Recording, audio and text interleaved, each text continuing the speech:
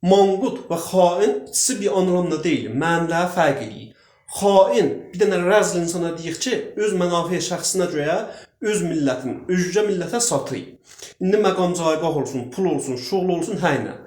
Amma manqurt bir dənə məriz insana deyir ki, özgə milləti öz millətinə tərcih verir. Şayət heç günün mənafisi də bu ayada olmuyor. İndi nə cür bir dənə türk manqurt olur? Siz misal üçün Əmir Tətəliyi nəzərdə tutun. Nə qiyafəsi vardı, nə şəxsiyyət vardı, nə ədəbi vardı, nə də səsi vardı. Amma tərəfdarları vardı.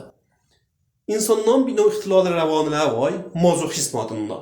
Mazoxizm edə bilər cinsi, cismi, şəxsiyyəti ya fərhəngi olsun. Amma hamısının bir dənə vəci müştərəki var.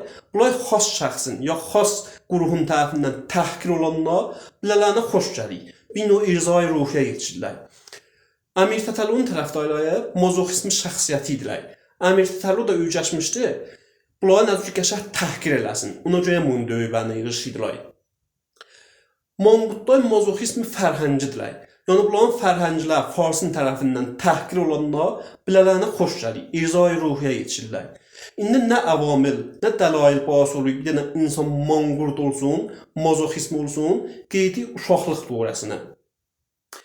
O təhqir tohinlər bir tərəfdən, Farsın fərhəngini Allahın yanında tutmaq bir tərəfdən, bərçəsb panturkizm, xiyanət vurmaq bir tərəfdən və dədənənən naqahlığı və uşağı öz fərhəngi ilə böyütməmək bir tərəfdən.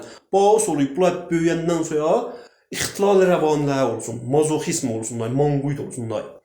Çoxlarına sualdır, o türk piruzçilər çəkildiyi, o türk caygah piruzda bunların millətlərinə, xanvadələrinə, namuslarına tohin olur, bunlar cənəc edirlər və heç əksüləmələr yoxdur, dəlili nəmlədir.